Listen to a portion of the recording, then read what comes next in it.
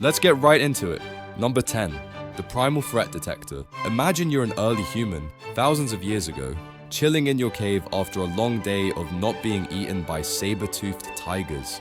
Everything is quiet, too quiet. Suddenly, that complete absence of sound isn't comforting, it's terrifying.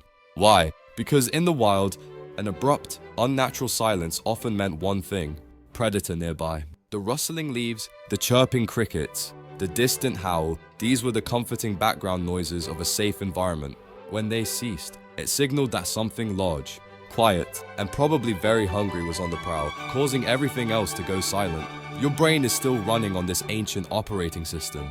That primal fear of silence is hardwired into us. A relic from a time when the absence of ambient noise was a critical warning sign for imminent danger. Your auditory system, instead of relaxing, becomes hyper-alert, straining to detect the faintest whisper of a threat. It's like your internal alarm system is set to maximum paranoia when the background noise drops to zero.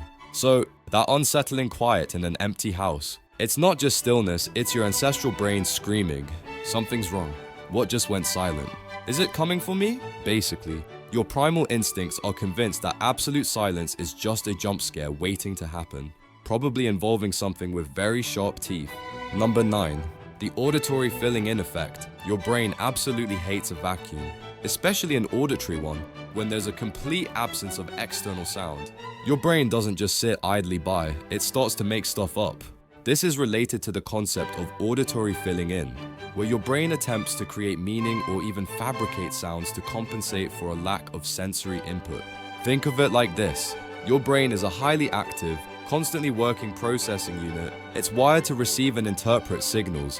When the usual stream of external auditory data stops, it doesn't just go dormant. Instead, it starts processing internal noise, the subtle hum of your own body, the faint rush of blood in your ears, neural static, and tries to interpret it as meaningful sound.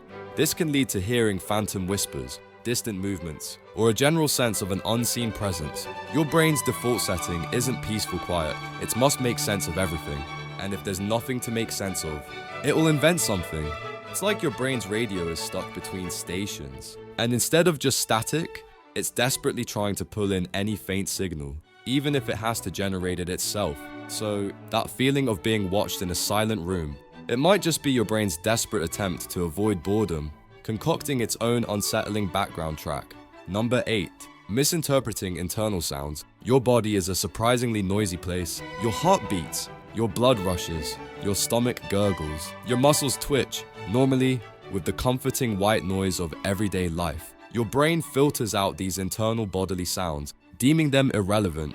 But when external silence descends, suddenly these subtle internal processes become amplified, and your brain, desperate for external input, misinterprets them.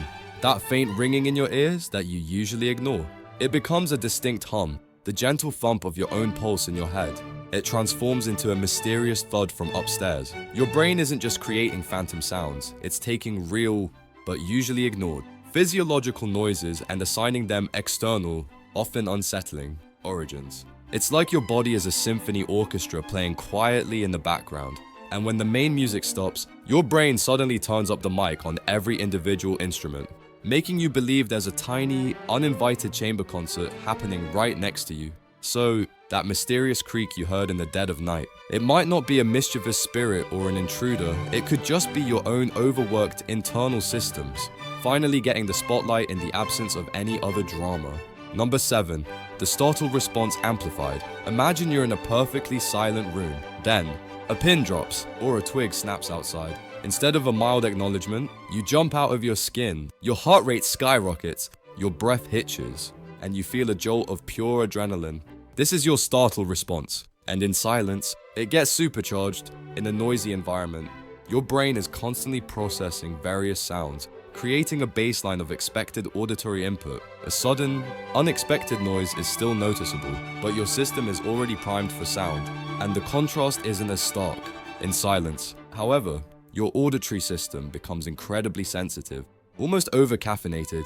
The sudden introduction of any sound, no matter how small, breaks that complete lack of input so dramatically that your body interprets it as a significant, potentially dangerous event. It's like your sensory system is a meticulously balanced scale, and even the smallest feather dropped onto it when it's otherwise empty causes a massive tilt. Your brain thinks, why was it so quiet? And now that? Danger. So, that heart-pounding reaction to a barely audible noise in a silent room. It's not just a sensitive nature, it's your primeval fight or flight system throwing an epic tantrum because its perfectly calibrated silence was rudely interrupted. Number 6. Sensory deprivation anxiety. Your brain is a hungry beast when it comes to sensory input.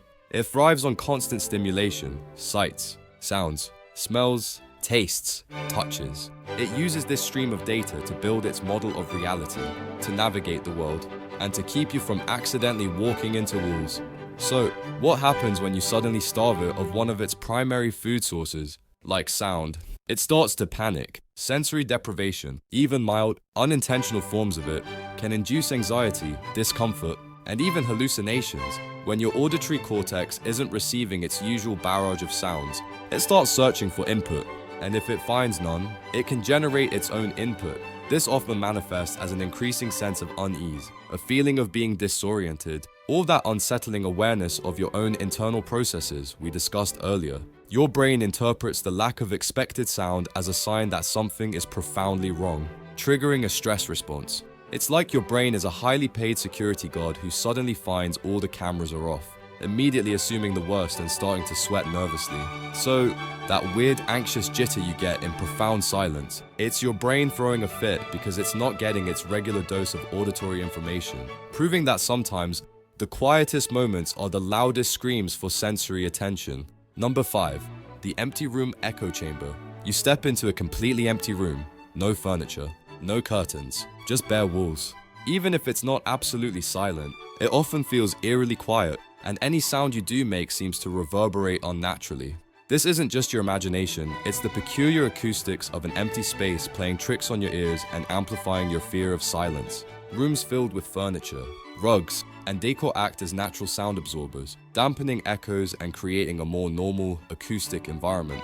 An empty room, however, is an echo chamber. Sound waves bounce off the hard, reflective surfaces, creating prolonged reverberations and confusing your brain's ability to pinpoint sound sources or gauge distances. This makes any small sound seem louder and more unsettling, and the overall lack of ambient noise makes these echoes stand out even more. Your brain is trying to make sense of this unfamiliar auditory landscape, and the unpredictable echoes contribute to a sense of unease and a feeling of being exposed. It's like your auditory system is trying to play ping pong in a padded room, and every serve just keeps bouncing back at you, making you feel trapped and vulnerable. So, that unsettling atmosphere in an unfurnished space, it's the sound waves literally screaming back at you, confirming your brain's suspicion that empty spaces are inherently unsettling. Number 4. The fear of the unseen, auditory ambiguity. Humans are hardwired to be afraid of what they can't see but suspect might be there. And silence, absolute silence, is the auditory equivalent of an utterly dark room. When you can't hear anything, you lose one of your primary senses for understanding your surroundings and detecting potential threats. Your brain thrives on information, and silence provides a massive, unsettling void of it. In the absence of sound, your imagination, that powerful and often terrifying inner storyteller, goes into overdrive. Every creak of the house settling, every rustle of wind outside, every almost sound that you think you hear becomes amplified and imbued with sinister possibilities. Your brain isn't just detecting silence, it's projecting its deepest fears onto that silence, creating unseen monsters in the auditory darkness. It's like your internal horror movie director gets full creative control the moment the sound effects track drops to 0. That's why ghost stories are often more effective when they describe an eerie quiet than a sudden scream. The silence allows your brain to create the terror, so that chilling sensation of something lurking in the quiet. It's not necessarily a ghost, it's your own imagination, unleashed by the absence of auditory cues, conjuring up its worst nightmares and making them feel incredibly real. Number 3. The brain noise phenomenon. You might think that when it's utterly silent, your brain is just processing nothing. But your brain is a ceaselessly active organ, and it produces its own internal noise.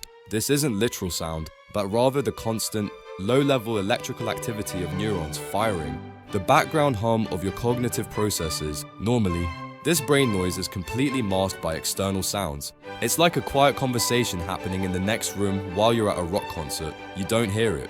But when the external auditory input drops to zero, suddenly that internal brain noise becomes relatively more prominent. Your brain, accustomed to interpreting all activity, starts to pay more attention to its own internal workings. This can manifest as an unsettling sense of internal pressure, a phantom buzzing, or a feeling of something happening inside your head, without a clear external cause. It's like turning down the music on your headphones and suddenly being acutely aware of your own breathing, chewing, and the faint whirring of your internal organs. Your brain is essentially listening to itself, and what it hears in the quiet can be profoundly unsettling because it's not a sound it expects to hear.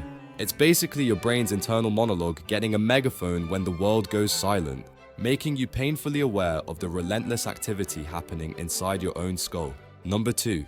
Social conditioning and the absence of human voices.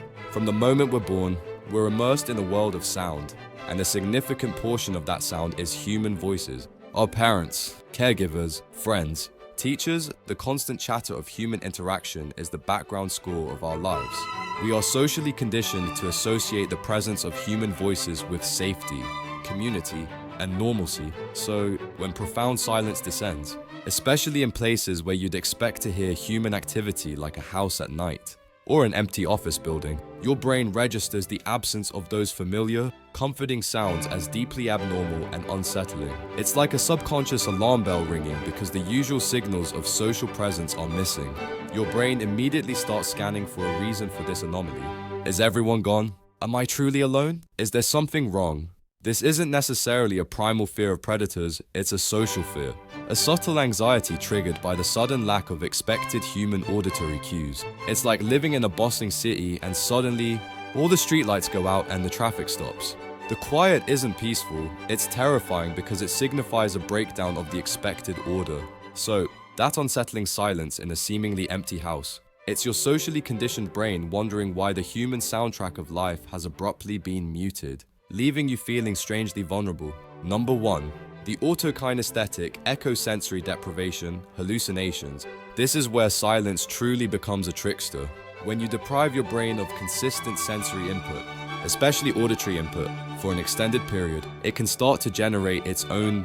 This isn't just a vague feeling of something, it can escalate into full-blown sensory deprivation hallucinations. While often associated with extreme conditions like solitary confinement, even prolonged silence in a dark room can induce them. Your brain, desperate for input, starts creating phantom sights, sounds, and even tactile sensations. These aren't necessarily signs of mental illness, they're your brain's natural response to being starved of its usual data stream. The auditory cortex, lacking external signals, can spontaneously generate music, voices, or noises that aren't there. It's like your brain, utterly bored and starved for stimulation, decides to put on its own private, slightly disturbing, light and sound show. The feeling of being watched, in this context, can be a particularly vivid, unsettling hallucination, a product of your brain manufacturing a presence to fill the void. It's basically your brain deciding that if the outside world won't entertain it, it will simply invent its own terrifying entertainment, proving that in profound silence, your own mind can become the most compelling, and often most unsettling, source of sensory deception. That's all for today. I'll be making similar videos in the future. Subscribe to see them.